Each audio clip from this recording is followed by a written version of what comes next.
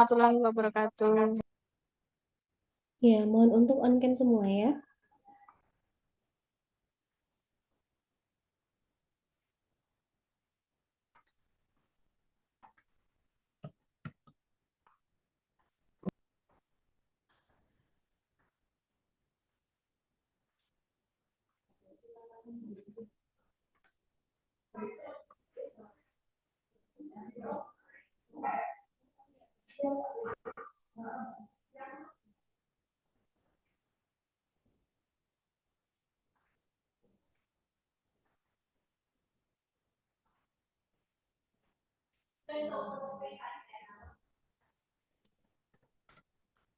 Ya,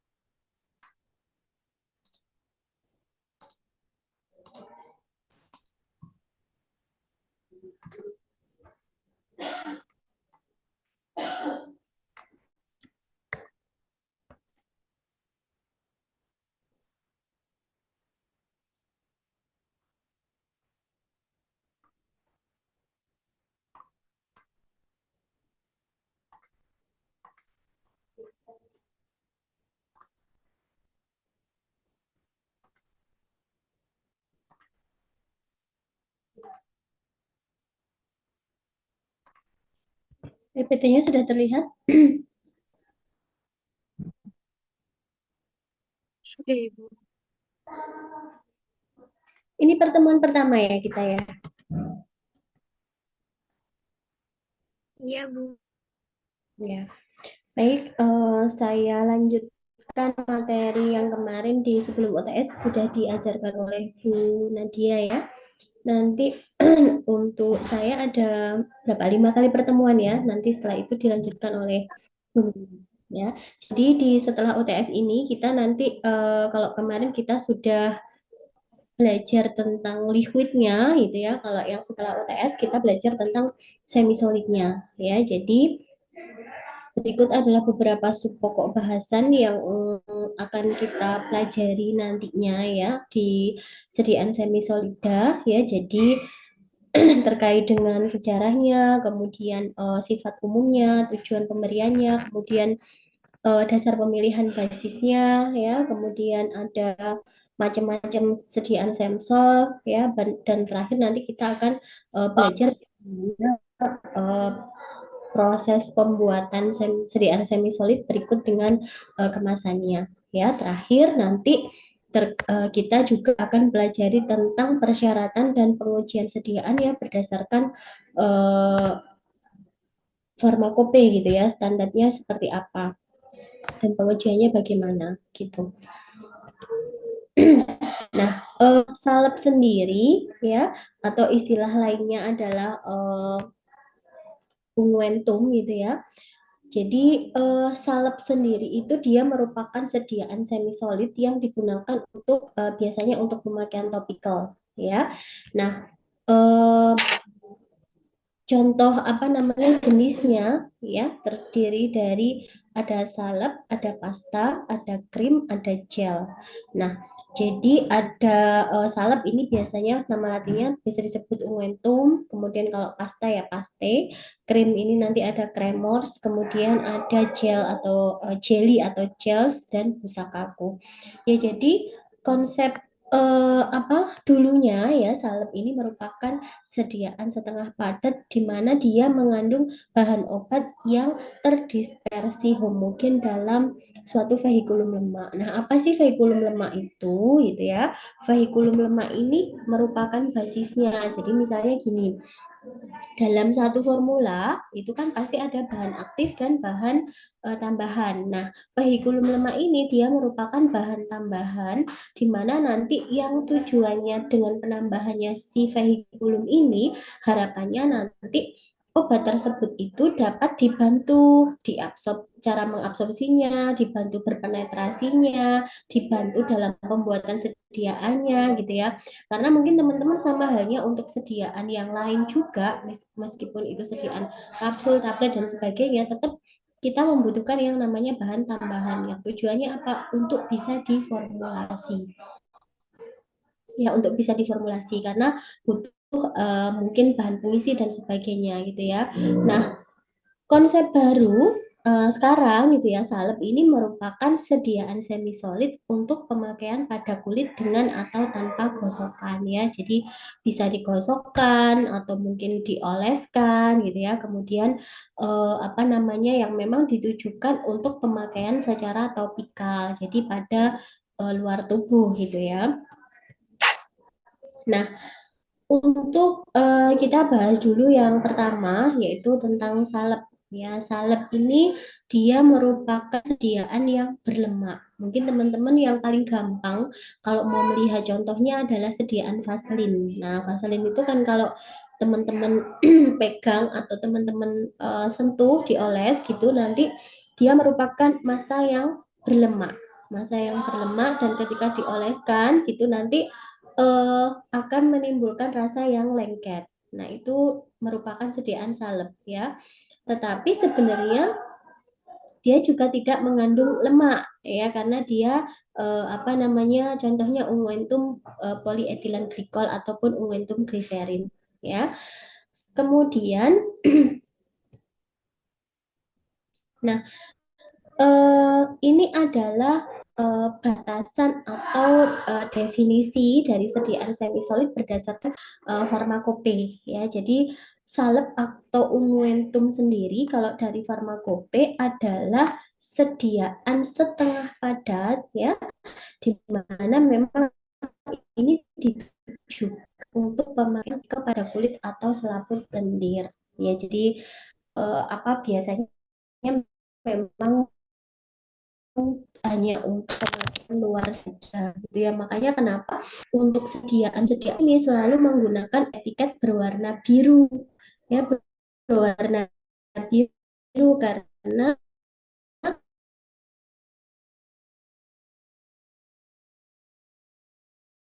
hanya digunakan untuk luar. Kalau apa yang ada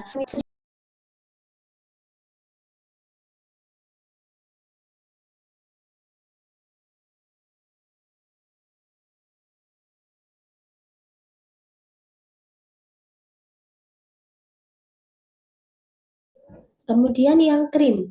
Nah, teman-teman kan sudah kemarin sama Bu Nadia sudah diajari cara pembuatan sediaan emulsi ya. Jadi krim ini adalah merupakan bentuk sediaan emulsi tetapi dia konsistensinya atau viskositasnya lebih tinggi. Jadi teknik pembuatannya, proses pembuatannya sama ya, penyusunnya juga sama. Jadi ada fase air, ada fase minyak. Nah, definisinya kalau dari farmakope ini merupakan sediaan setengah padat di mana dia mengandung satu atau lebih bahan obat terlarut atau terdispersi dalam bahan dasar yang sesuai. Dalam hal ini ada fase air, ada fase minyak. Itu yang mana nanti bisa tergantung jenis apa emulsinya, minyak dalam air atau air dalam minyak. Jadi nanti mana yang terdispersi, mana yang sebagai pendispers tergantung dari tipe emulsinya. Kemudian ada sediaan gel. Nah, gel ini sebenarnya kalau kita lihat secara visual itu dia secara kenampakan visual gitu ya, kelihatan berbeda dengan sediaan yang lain gitu ya, di mana sediaan gel ini merupakan sediaan yang jernih gitu ya. Jadi dia ini merupakan bentuk sediaan semi padat yang terdiri dari suspensi yang dibuat dari partikel anorganik gitu, itu di mana nanti dia akan dipenetrasi oleh suatu cairan. Jadi kalau yang krim ini dia merupakan sediaan emulsi, tapi kalau yang gel ini dia merupakan sediaan suspensi, tapi itu tadi lebih viskos gitu ya, viskositasnya lebih tinggi. Jadi dibuat dalam bentuk gel.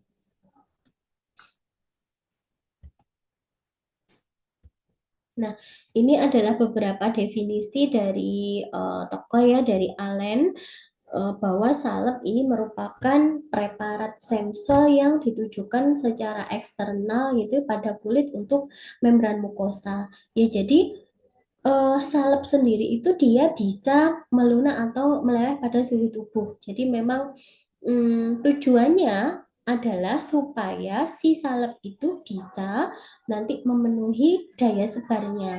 Jadi harapannya nanti salepnya itu bisa menyebar melalui membran mukosanya itu nanti dengan partikel yang terdistribusi homogen tanpa ada partikel kasar gitu ya.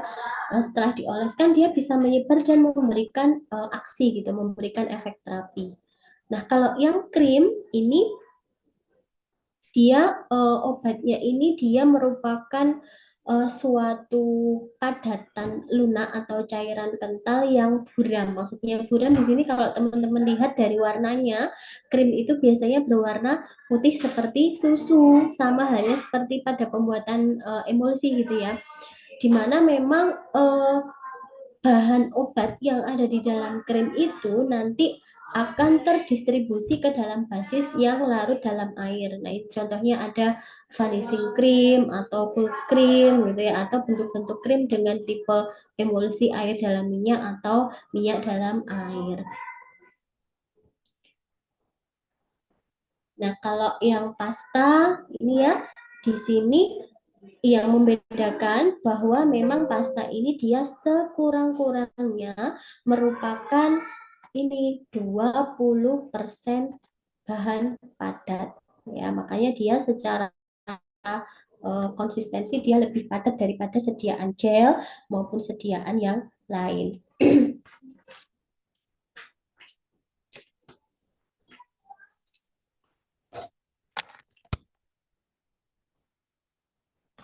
Ya. Kemudian yang gel sendiri ya, jadi sama sih seperti yang dari farmakope tadi memang merupakan sediaan semi padat yang terbuat dari partikel anorganik kecil atau molekul organik besar yang terpenetrasi oleh suatu cairan ya. Jadi apa namanya terlarut atau dia bentuknya berupa tersuspensi gitu ya. Tersuspensi artinya dalam pembuatan gel itu nanti pasti akan butuh penambahan suspending agent gitu ya untuk mendistribusikan bahan padatan itu ke dalam mediumnya gitu. Tuh, kalau krim pasti nanti ada fase air, ada fase minyak. Kalau yang salep berarti nanti ada kandungan di dalamnya itu sebagai basisnya dia adalah berupa minyak lemak atau apa minyak lemak atau lemak gitu ya atau golongan dari fastrin itu bedanya. Kalau yang pasta yang spesifik adalah dari bahan padatannya karena dia mengandung 20% bahan padatan. Nah, itu jadi bedanya dari 4 sediaan itu. Pasta, gel, krim, dan salep. Oke, sampai di sini ada yang ditanyakan untuk jenis sediaannya?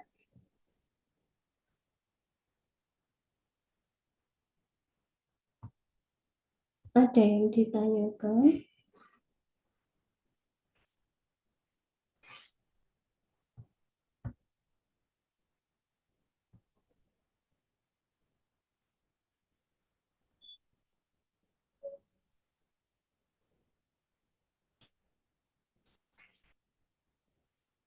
Ada yang ditanyakan? Diam semua? Belum, Ibu. Oke. Jangan-jangan saya ngomong sendiri ini yang lain pada diam semua ditanya. Eh, Habis ini nanti ada materi saya daring juga atau luring di IIK?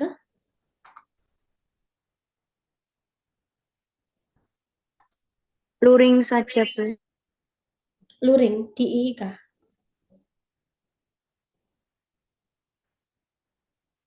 luring di IK, nututi ya waktunya. Katanya tadi ada perkuliahan jam 2.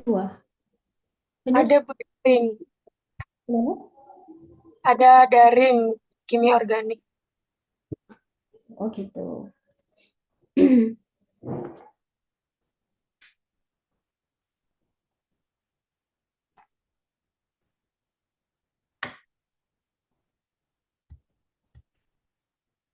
Nah, ini adalah sifat umum dari sediaan semisolida ya. Jadi mulai dari daya adhesinya ya, daya tarik menariknya, ini kemampuan melekat pada tempat pemakaiannya gitu ya. Jadi harapannya kan nanti salep itu dia bisa nempel pada kulit untuk bisa memberikan aksi ya. Kemudian kalau dari sifat reologiknya, harapannya nanti dia harus mudah untuk mengalir, kemudian memiliki derajat dengan tingkat kekakuan tertentu, karena kan nanti butuh dioleskan, tidak boleh terlalu keras gitu ya. Nah, untuk persyaratannya sendiri, bahwa sediaan semisolida itu yang pertama harus stabil. Nah, di sini dikatakan stabil itu baik secara kimia maupun fisika gitu ya, baik dari karakter fisiko-kimianya, kemudian kadarnya itu ya harus stabil. Harus halus dan bebas dari partikel kasar. Ini kita lakukan pengujiannya menggunakan uji homogenitas. Jadi ketika kita oleskan ketika kita oleskan pada sekeping kaca gitu ya. Jadi tidak ada partikel kasar ya. Jadi harus apa namanya? Bebas dari partikel kasar, karena itu nanti akan menunjukkan bahwa sediaan itu sudah homogen. Kemudian juga harus mudah dioleskan dan bisa meleleh atau melunak gitu ya, karena memang ditujukan untuk pemakaian topikal gitu ya. Jadi dengan suhu tubuh dia bisa meleleh atau melunak. Nah, kemudian eh, tadi sebagai bahan tambahan itu kan ada vehikulum atau istilahnya itu adalah basis. Nah, basis yang digunakan ini tidak boleh bahan yang mengiritasi, jadi harus inert ya, jadi tidak memiliki efek terapeutik, kemudian juga tidak mengiritasi kulit. Jadi harus hati-hati dalam pemilihan basis ya. Dan obatnya juga harus terbagi halus dan tersebar merata. Ya, ini sebagai persyaratannya yang harus dipenuhi kalau kita mau melakukan formulasi sediaan semisolida. Nah, kemudian fungsi dari sediaan semisolid ya, yang pertama adalah sebagai vehikulum atau pembawa ya, pembawa untuk bahan obat yang dia memiliki eh, khasiat lokal atau setempat ya, atau bisa juga digunakan untuk bahan obat yang memang dia tujuannya sistemik, artinya dia bisa masuk berpenetrasi ke dalam jaringan kulitnya ya. Jadi bisa lokal setempat mungkin di atas permukaan kulit, tapi juga bisa masuk berpenetrasi ke dalam. Atau juga bisa bisa juga sediaan solida ini bisa kita formulasikan untuk emollient ya, hanya sebagai pelembut atau mungkin sebagai pelindung atau protektif ya, contohnya kayak krim dengan SPF sekian gitu ya, jadi dia tujuannya adalah untuk melindungi kulit gitu ya. Kemudian pelembut atau emollient gitu misalnya untuk sediaan-sediaan yang memang tujuannya untuk elastisitas kulit dan sebagainya gitu. Jadi memang lebih banyak digunakan semisolida ini untuk sediaan kosmetik yang banyak sekali, terutama krim gitu ya. Nah, ini adalah macam-macam sediaan semisolida ya. Jadi kalau berdasarkan daya penetrasinya atau daya terapeutiknya itu dibedakan menjadi 3 ya. Yang pertama adalah salep epidermik, kedua salep endodermik, dan ketiga salep diadermik. Nah, salep epidermik ini dia merupakan sediaan salep yang sifatnya dia hanya sebagai penutup. Jadi bahan atau vehikulum yang digunakan ini misalnya golongan vaselin saja. Jadi tidak diperuntukkan untuk berpenetrasi masuk ke dalam gitu ya. Jadi hanya bekerja di bagian luar. Kalau yang salep endodermik ini eh, sebenarnya dibutuhkan untuk masuk tapi tidak semua bahan. Jadi yang dibutuhkan masuk berpenetrasi ke dalam ini adalah yang salep diadermik. Jadi contohnya saja dengan bahan aktif plasenta ekstrak atau mungkin bahan yang ini ya memperbaiki regenerasi sel dengan mungkin ini untuk pemutih gitu ya. Maka kita membutuhkan sediaan dengan jenis salep diadermik supaya bahan aktif yang ada dalam formula tersebut itu bisa dibawa oleh basisnya itu ya masuk berpenetrasi ke dalam jaringan kulit kita dan memberikan efek target yang sesuai dengan harapan kita. Jadi misalnya untuk pemutih dan sebagainya. Nah, itu tadi kalau didasarkan pada daya penetrasi atau fungsi terapeutiknya gitu ya. Kalau berdasarkan komposisi atau pembawa dari vehikulum itu sendiri, yang pertama ada dasar salep senyawa hidrokarbon. Jadi gini, obat atau salep itu kan formulanya kan bentar saya tuliskan.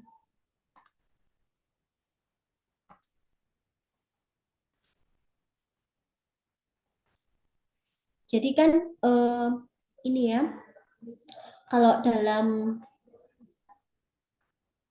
formula, gini kan misalnya gini ya, di resep ini kan berarti nanti ini ada bahan obat, ya, bahan obat. Kemudian di sini adalah bahan tambahan. Nah, untuk resep ini sebagai bahan tambah untuk salep ya, sebagai bahan tambahannya itu dengan penambahan vehikulum, ya, vehikulum atau ini ya.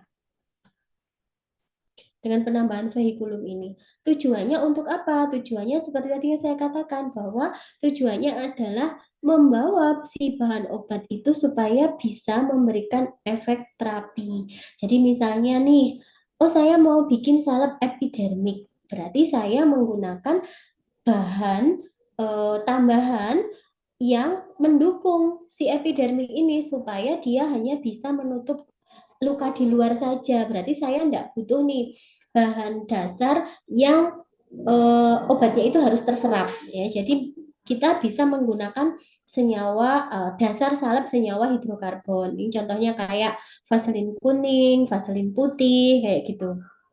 Nah, kalau kita membutuhkan bahan tersebut itu dapat terserap, misalnya kita mau bikin salep endodermik, ya berarti kita nanti menggunakan dasar salep serap. Jadi gitu ya. Jadi tergantung kita nih mau bikin apa, berarti nanti basis atau vehikulumnya pun juga mengikuti sesuai dengan keinginan kita mau kemana gitu. Jadi mau dibuat apa? Oh, saya mau bikin krim dengan efek pemutih gitu ya.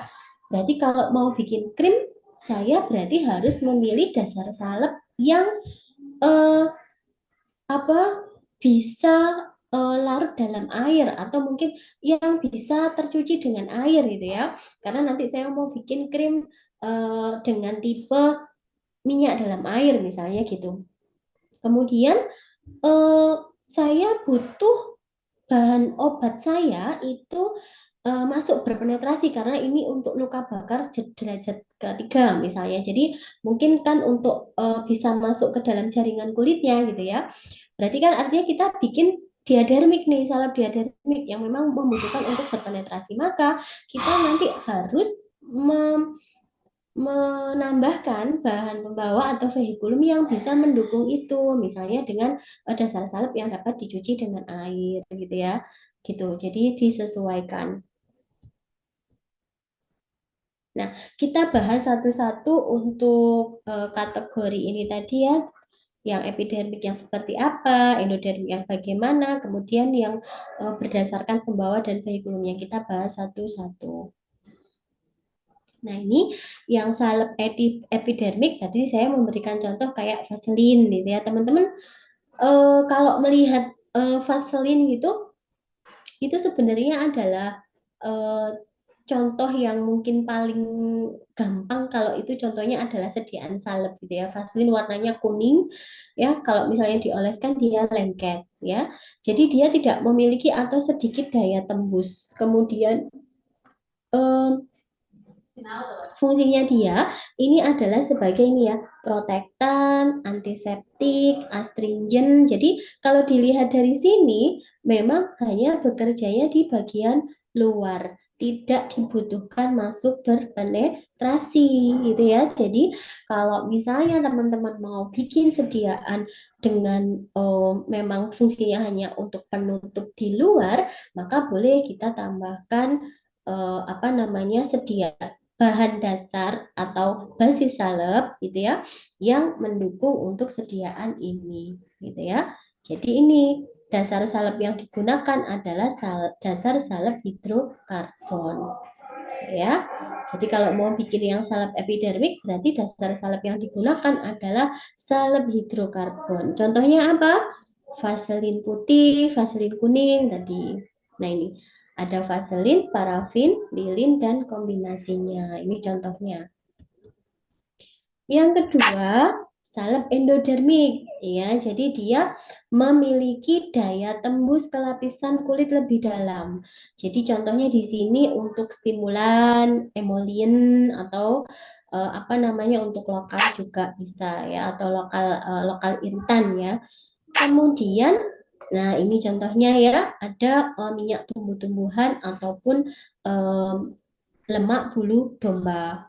Nah, kemudian yang ketiga adalah salep diadermik ya. Jadi kalau tadi yang endodermik itu dia menembus kulit, tetapi kalau yang diadermik ini dia lebih dalam lagi, di mana nanti memungkinkan terjadinya efek sistemik. Jadi obat itu masuk ke dalam peredaran darah. Tapi kalau yang endodermik itu tidak butuh masuk ke dalam peredaran darah. Itu ya bedanya ya. Jadi contohnya untuk salep dasar salepnya yang bisa kita pakai adalah pembawa tipe emulsi yang larut dalam air ya. Jadi misalnya contohnya ada apa namanya CMC, tragakan dan sebagainya. Nah, ini adalah dasar salepnya ya. Jadi kalau yang dasar salep hidrokarbon tadi contohnya ada vaselin, lilin dan sejenisnya tadi ya dia sifatnya ini berlemak gitu ya, menyerap air, kemudian tapi menyerap airnya ini hanya sedikit sekali gitu ya. Jadi memang ada batasan untuk menyerap airnya. Kemudian biasanya digunakan untuk emolien, sukar dicuci, kemudian juga tidak mudah untuk mengering ya. Jadi misalnya di sini ada vaselin putih, salep putih atau vaselin kuning dan campurannya. Kemudian yang selanjutnya adalah dasar salep serap ya. Jadi ini contohnya adalah parafin dan lanolin ya. Jadi dasar salep serap di sini memang digunakan untuk bahan obat yang biasanya bahan obat tersebut itu membutuhkan air untuk melarutkan si bahan obatnya. Jadi dia itu hanya bisa terlarut oleh air. Maka kita bisa tambahkan air di situ untuk bisa melarutkan si bahan aktifnya, akan tetapi air tersebut nantinya harus diserap oleh dasar salepnya. Nah, pilihannya apa? Ya kita bisa pilih golongan parafin ataupun lanolin yang bisa menyerap air dari bahan tersebut gitu ya. Jadi kalau misalnya ada air maka kita bisa pilih adet selane itu yang nanti tujuan ditambahkan adet selane itu adalah untuk menyerap air yang ada dalam formulanya. Karena teman-teman bisa bayangkan kalau misalnya salep ditambahkan air, kira-kira apa yang terjadi kalau airnya terlalu banyak? Tercampur atau tidak tercampur kira-kira?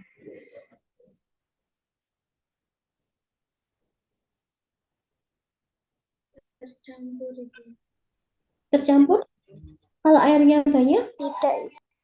Tidak, ya, tidak tercampur kalau airnya banyak, minyak itu. Itu ya. Nah, kemudian ada salep diadermik. Oh, tadi sudah ya ini ya.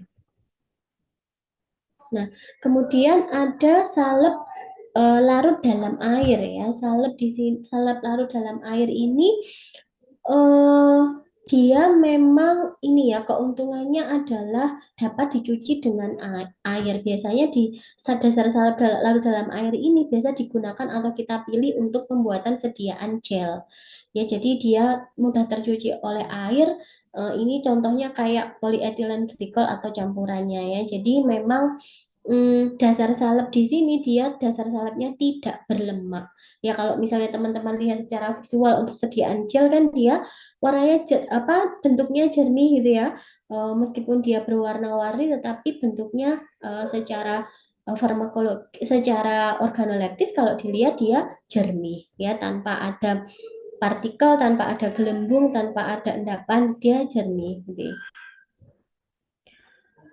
Nah, em, terkait dengan dasar salep tadi atau istilahnya vehikulum atau istilahnya basis salep itu, nah pertimbangan apa yang harus kita perhatikan gitu ya ketika kita menentukan, oh saya mau pilih basis A, oh saya mau pilih basis B, saya mau pilih basis C gitu ya.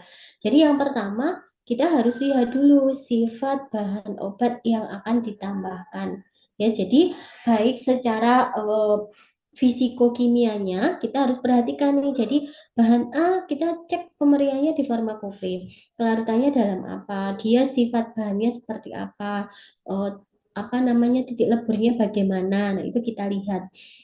Nah, kalau nanti kira-kira saya tambahkan dengan basis salep yang saya pilih, nah itu nanti kira-kira apakah cocok atau tidak, ada interaksi atau tidak, obatnya OTT atau tidak. Nah, itu harus kita perhatikan. Karena nanti berhubungan dengan stabilitas bahan obatnya pasti ya. Kemudian efek terapeutik yang diharapkan. Saya mau bikin sediaan yang dia bisa menembus kulit, masuk peredaran darah, karena saya mau bikin sediaannya itu yang tujuannya adalah untuk memutihkan kulit gitu ya. Jadi saya pakai bahan aktifnya adalah apa nih? Kalau apa namanya? Misalnya ini ya, apa karoten atau apa ya istilahnya yang untuk pemutih itu ya, atau mungkin merkuri kalau zaman dulu kan, sekarang nggak boleh ya. Nah, jadi memang diharapkan efek terapeutiknya itu bisa berpenetrasi ke dalam darah ya. Maka tadi untuk basis salepnya dipilih yang seperti apa? Kalau dia mau butuh yang berpenetrasi masuk ke dalam peredaran darah, dipilihnya yang basis yang apa tadi? Kan tadi baru tak kasih materinya. Ditulis apa enggak? Anake Adiarta.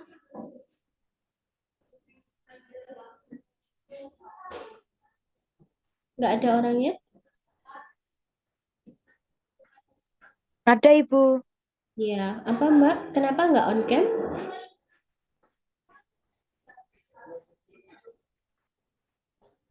Ya, apa tadi kalau kita mau memilih sediaan yang dia mampu berpenetrasi menembus sampai masuk ke saluran peredaran darah, berarti kan dia masuk ke dalam golongan salep apa? Epidermik, diadermik atau endodermik?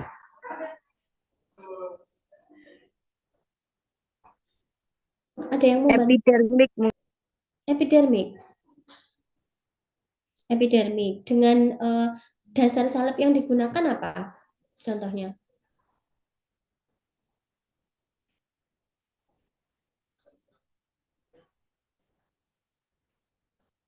Ayo, apa tadi? Ada yang mau bantu yang lain?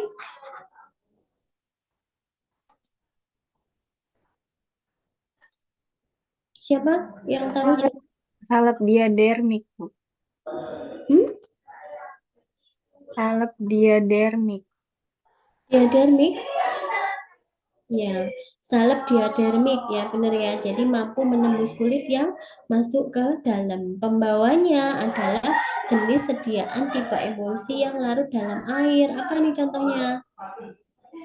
Ragakan, CMC, yang dia larut dalam air ya. Tuh contohnya. Kemudian eh, selain efek terapeutiknya, kita juga harus mempertimbangkan keadaan permukaan kulit yang akan dioleskan, dia berambut atau tidak, karena nanti hubungannya dengan apa namanya ini apa iritasi kulit gitu ya. Kemudian jenis lesinya, dia kering atau berair, nanti butuh emolian atau enggak kayak gitu ya. Kemudian efek kimia dari basisnya juga kita harus perhatikan. Kemudian efek dari pembawa terhadap kulit juga harus kita perhatikan. Jadi dengan berbekal itu gitu ya, kita nanti bisa menentukan, oh berarti saya kalau misalnya mau bikin bahan salep dengan pemutih, misalnya dengan bahan aktif A yang kamu bidik gitu ya, berarti nanti saya bahan tambahannya basisnya ini. Berarti ada di situ sebagai emollient, kemudian mungkin kalau ada butuh antioksidannya juga, kemudian nanti butuh apa namanya untuk yang memperhatikan terkait dengan pH gitu ya, pH kulit, karena kita juga harus perhatikan. Nah, itu harus kita pertimbangkan. Ya, jadi pemilihan dasar salep tersebut ya dari farmakope di farmakope edisi 4 gitu ya. Jadi tergantung ini sifat bahan yang dicampurkan, khasiat yang diinginkan, kemudian ketersediaan hayati dari bahan ya, kemudian stabilitas dan ketahanan sediaan jadi ya, baru nanti kita bisa membuat suatu sediaan salep tersebut dengan harapan formula yang kita buat itu dia stabilitasnya bagus gitu ya. Jadi stabil, formula yang dibuat itu bisa stabil. Oke, dari sini ada yang ditanyakan. Jadi ini masih materi awal atau materi dasar untuk salep sendiri, karena nanti teman-teman akan saya tambahkan terkait dengan bagaimana pembuatannya, bahan-bahannya yang seperti apa, teknik pembuatannya bagaimana, metode yang digunakan seperti apa, gitu kan masih banyak yang perlu dipelajari. Oke, sampai di sini dulu, ada yang ditanyakan?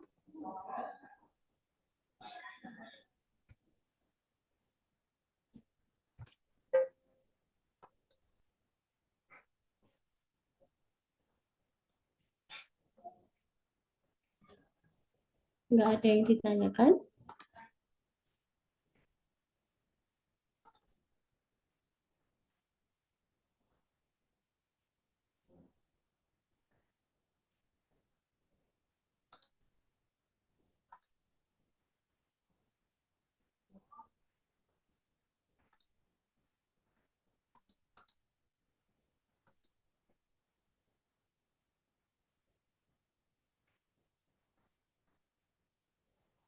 Belum sepertinya, Bu.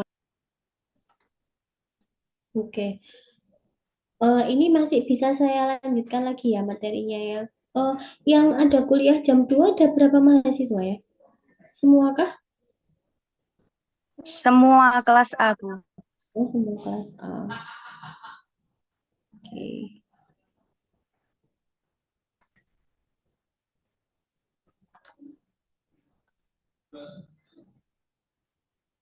Terlihat ya?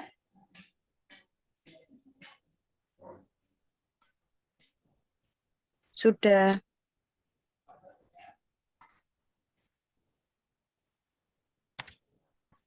Nah, ini adalah beberapa tinjauan tentang beberapa vehikulum yang tadi saya ceritakan ya. Jadi ada Vaseline atau Vaselinum biasanya atau soft parafin. Nah, ini bentuknya dia adalah berupa ini ya, bentuknya semi solid dengan biasanya ada vaselin putih, vaselin kuning ya, dan merupakan massa yang lunak dengan titik lebur antara 38 sampai 60 derajat Celcius. Nah, ini yang untuk golongan salep hidrokarbon, contohnya vaselin. Kemudian yang masuk nah, ini ya keuntungannya ya. Keuntungannya sangat stabil ya.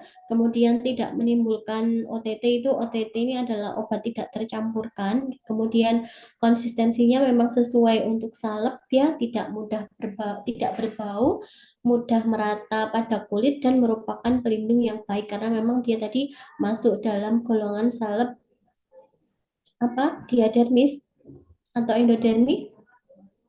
Apa tadi? dia merupakan salep pelindung ya. Nah, kerugiannya mungkin kalau misalnya kita aplikasikan pada kulit gitu ya, dia merupakan salep yang berlemak, jadi terlalu lengket kalau dioleskan. Jadi tidak acceptable gitu loh, tetapi memang kadang kita membutuhkan jenis sediaan ini dan sukar dicuci dengan air.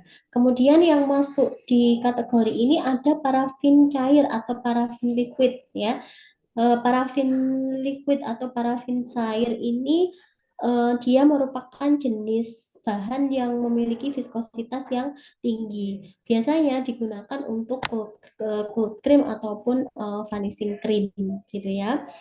Kemudian ada juga parafin padat ya, di mana dia bisa digunakan sebagai pengeras. Ada lemak bulu domba atau istilahnya ini ada adepslanai gitu ya. Akan tetapi lemak bulu domba atau adepslanai ini eh, dia memiliki kerugian di mana memang terlalu lengket gitu ya dan bahkan jarang sekali digunakan karena efeknya dia menjadi cenderung tengi. Nah, kalau misalnya salep dengan bau yang tidak enak dan tengi itu kan ada indikasi kemungkinan terjadi apa oksidasi gitu ya atau bisa juga mungkin ada indikasi kontaminasi ya sehingga baunya juga kurang enak dan juga bisa menimbulkan alergi. Itu kelemahannya dari lemak bulu domba. Kemudian ada malam, malam atau lilin gitu ya. Ini contohnya ada Sera flava, Sera alba, Cetaceum gitu ya. Jadi itu bentuknya berupa kayak bongkahan-bongkahan lilin gitu yang nanti ketika kita mendapatkan resep ini maka ini harus dilelehkan terlebih dahulu untuk bisa dicampurkan dengan bahan yang lain ya. Jadi di dalam malam putih ini dia mengandung ester alkohol dan asam lemak bebas ya. Biasanya digunakan sebagai emulgator. Kemudian juga ada setil alkohol atau alkohol setilikus, di mana sering disebut dengan setil steril alkohol gitu ya. Dan dia memiliki fungsi sebagai pelembut atau emolian dan sebagai penstabil emulsi. Juga ini ya sebagai pengeras juga. Kemudian ada juga minyak tumbuh-tumbuhan gitu ya, tetapi kerugiannya itu tadi kalau pakai minyak tumbuh-tumbuhan memang konsistensinya cair itu lebih cair gitu ya. Jadi eh, butuh bahan pengeras kalau kita menggunakan minyak tumbuh-tumbuhan karena kan ada persyaratan kelembekan tertentu gitu ya, nggak boleh terlalu encer. Tapi kalau kita cuma pakai minyak tumbuh-tumbuhan aja konsistensinya nanti terlalu cair juga mudah tengi gitu ya. Jadi harus hati-hati pemilihan bahan dasar salepnya itu ya. Contohnya yang dalam masuk minyak tumbuh-tumbuhan kita bisa pakai oleum kokos, oleum olivae, oleum ricini atau oleum sesami dan oleum arachidis. Tuh. Nah, kemudian selanjutnya adalah dasar salep serap. Kalau yang tadi kan salep yang dia sebagai penutup ya.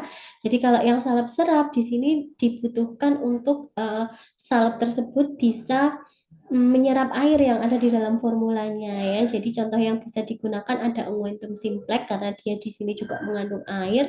Kemudian ada hidrofilik petrolatum, kemudian ada lemak bulu domba dan lanolin. Yang paling banyak digunakan kita pemilihannya adalah pada lanolin ya.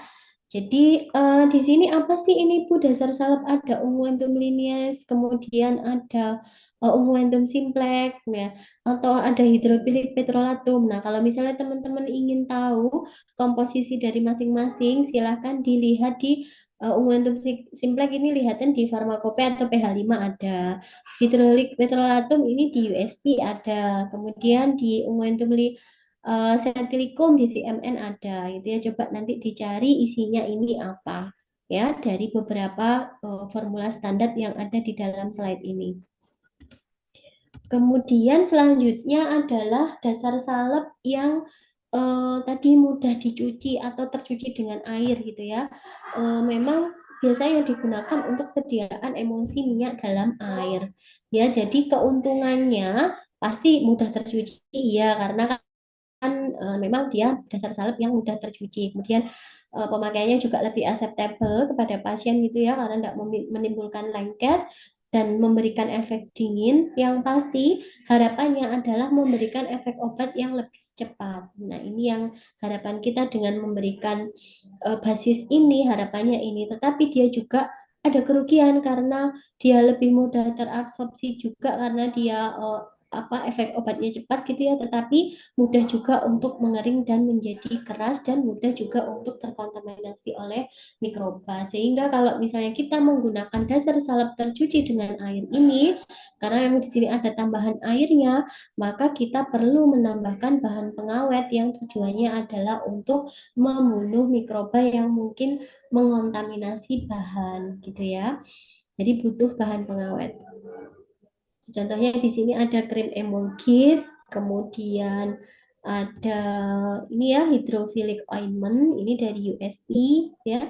Di sini isinya ada metil paraben, propil paraben, kemudian ada sodium lauryl sulfat, propylene glikol, steril alkohol dan white petroleum. Ya, jadi teman-teman kalau misalnya mau apa namanya melihat mungkin bisa download dari USB, kemudian dari PH5 atau network PH5 ya, DCM atau DCMN juga ada gitu ya, dari beberapa resep standar yang tadi saya tuliskan itu.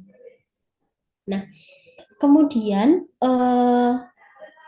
ini mungkin saya lewati dulu terkait dengan caranya ya, karena nanti saya ajarkan dulu terkait dengan pembuatannya. Jadi pembuatan untuk sediaan salep itu ada dua metode yang digunakan ya. Jadi bisa dengan pencampuran saja, bisa juga hanya dengan bisa juga dengan ini apa namanya dicampur-campur aja, tergantung dari bahannya itu bagaimana.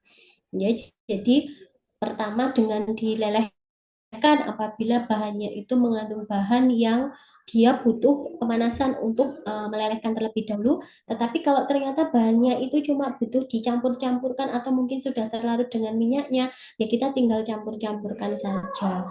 Ya, jadi ada dua metode ya, jadi pelelehan dan pencampuran untuk teknik pembuatannya. Ntar saya bukakan ininya dulu.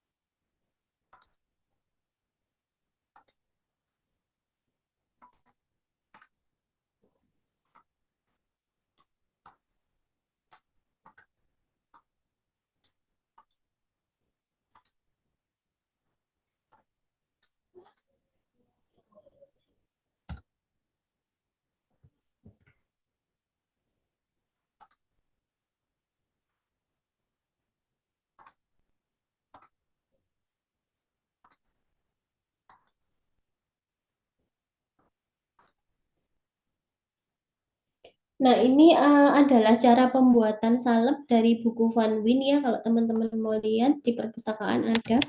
Jadi ada dua cara ya, bisa dengan pencampuran dan pelelehan. Nah, ada aturan umum pada pembuatan salep berdasarkan Van Wyn ini. Jadi ada 4 aturan yang teman-teman harus hafalkan karena nanti ini akan dipegang terus ya sampai nanti pada proses ini pencampurannya. Yang pertama, aturan yang pertama adalah zat yang dapat larut dalam dasar salep ini harus dilarutkan di dalamnya. Jadi apabila perlu mungkin dengan pemanasan rendah. Ya, jadi kalau memang larut ya berarti dilarutkan dengan bahan dasar salepnya. Tapi apabila zat yang mudah larut dalam airnya ini stabil, dilarutkan dengan air itu stabil, dan memang dalam formulanya itu ada kandungan airnya, selama dasar salepnya itu mampu menyerap air yang digunakan untuk melarutkan itu, maka kita bisa menggunakan peraturan nomor 2, gitu ya. Kemudian peraturan nomor 3 apa? Ini, zat yang tidak cukup larut dalam dasar salep berarti ini harus diserbuk dan diayak dengan derajat ayakan nomor 100. Ya, peraturan nomor 3 dan peraturan nomor 4, apabila dasar salep dibuat dengan peleburan, maka campuran harus diaduk sampai dingin. Nah, 4 peraturan pembuatan salep ini teman-teman harus hafal gitu ya. Kalau kalau larut dalam dasar salepnya ya berarti sudah kita campur-campurkan aja. Kalau ada airnya ya berarti kita serap. Kalau bahan dasar salepnya itu mampu menyerap berarti kita apa namanya serap pakai dasar salepnya. Kalau ternyata bahan tersebut memang ada kandungan airnya. Tapi ternyata kalau misalnya gini, oh kalau ternyata bahan dasar salep di formulanya itu nggak bisa menyerap air ya, berarti kita pengajuan untuk ini apa namanya perubahan pemilihan dasar salep. Kita pilih dasar salep yang mampu menyerap air, gitu ya. Kemudian kalau misalnya tidak larut dalam dasar salep, kita bisa mengupayakan dengan mengecilkan ukuran partikelnya ya dengan cara digerus terlebih dahulu baru dilakukan pengayakan. Terakhir kalau misalnya kita pakai peleburan maka harus diaduk sampai dingin, tidak boleh diangkat dibiarkan saja nanti akan menggumpal salepnya. Ya jadi harus diaduk sampai dingin dan leleh gitu ya sampai dingin baru nanti dipindahkan ke dalam pot salep. Nah, ini adalah cara peleburan atau pelelehan ya. Yang pertama, memang biasanya kalau untuk yang metode peleburan atau pelelehan itu biasanya tidak hanya satu macam basis, bisa basisnya itu lebih dari satu gitu ya. Nanti campuran basis itu nanti dilelehkan ya, dilelehkan bersama-sama, kemudian diaduk sampai beku ya. Ini yang harus diperhatikan ya. Kita harus cek perbedaan titik leburnya ya. Kalau basis dengan titik lebur yang tinggi itu nanti dipanaskan terlebih dahulu baru nanti disusul dengan basis dengan titik lebur yang rendah ya. Kemudian nanti dicampur dengan air dilelehkan bersama-sama pada suhu 70 sampai 75 derajat Celcius. Jadi suhu yang digunakan pun juga harus sama. Itu yang metode peleburan. Mungkin sampai di sini ada yang ditanyakan untuk metode pembuatannya. Untuk pertemuan berikutnya nanti kita akan belajar bagaimana cara pembuatannya dengan berbagai macam masalah. Mungkin ya dalam formulanya itu ada karakter bahan yang seperti ini gitu ya. Nanti cara kita menyelesaikan seperti apa gitu. Jadi nanti ada contoh-contoh formula untuk dikerjakan dan beberapa contoh apa namanya resep gitu yang teman-teman bisa kerjakan apa untuk bisa mendalami gitu ya. Kira-kira kalau ada masalah seperti ini, problem seperti ini, nanti saya menyelesaikannya begini gitu. Oke, sampai di sini ada yang ditanyakan, silahkan kalau ada yang ditanyakan.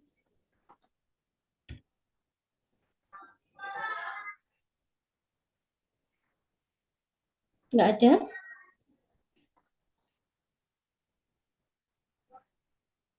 Ini contohnya mungkin kita bahas minggu depan ya. Sebentar.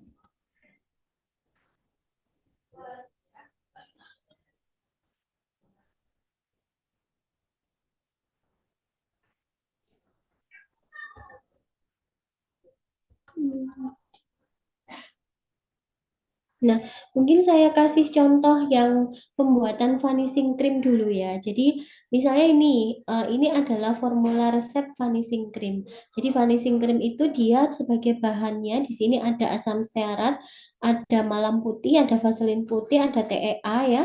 Kemudian ada propilen glikol dan aquades. Nah, dari bahan yang ada di sini ini, kalau misalnya kita lihat gitu ya, asam stearat ini kan dia tidak larut dalam air ya, jadi dia dibutuhkan apa namanya bahan gitu ya untuk melarutkan selain air. Nah, karena di sini bentuknya krim, berarti di sini ada fase air dan fase minyak. Maka kita pisahkan dulu mana fase air dan mana fase minyak ya. Jadi pasti yang larut air ya dia masuk fase air, yang larut minyak adalah fase minyak gitu ya. Jadi yang 1, 2, 3 ini adalah fase minyak, ini dilebur dulu di atas penangas air. Kemudian 4 dan 4, 5, 6 ini adalah fase fase air di mana TEA ini kan kelarutannya dengan air ya. Berarti TEA, PEG sama air suling ini kita tambahkan jadi satu. Baru nanti untuk membuat emulsinya kita tambahkan sedikit demi sedikit ke dalam water bath itu kita sambil dicampurkan ya. Fase air ini dimasukkan sedikit demi sedikit ke dalam fase minyaknya, diaduk sampai dingin sampai terbentuk krim vanishing cream itu. Jadi ditandai dengan adanya perubahan warna menjadi putih susu. Mungkin ini ya sedikit contoh yang bisa saya berikan. Kemudian ada ini ya soal yang harus teman-teman kerjakan sebagai PR biar sama dengan kelas yang lain. Sebentar saya bukakan.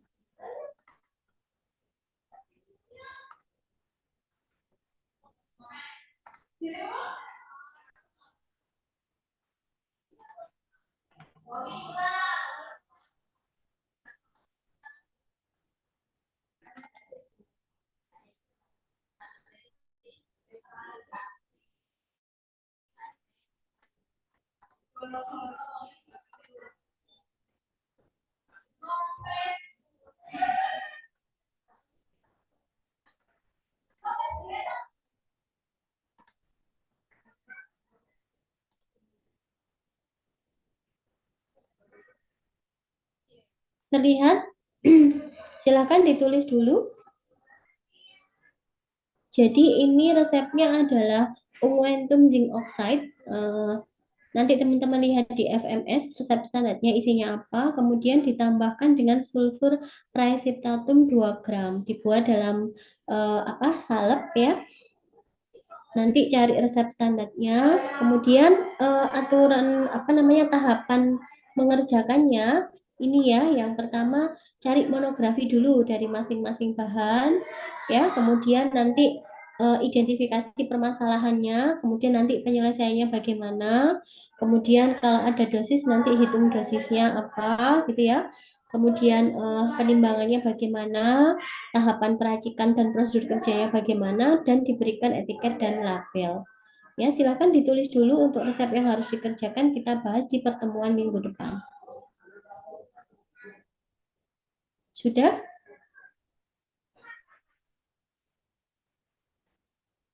Mungkin bisa di screenshot saja ya. Sudah ini yang slide ini? Sudah, Ibu. Sudah. Sama ini langkah pengerjaannya ini ya.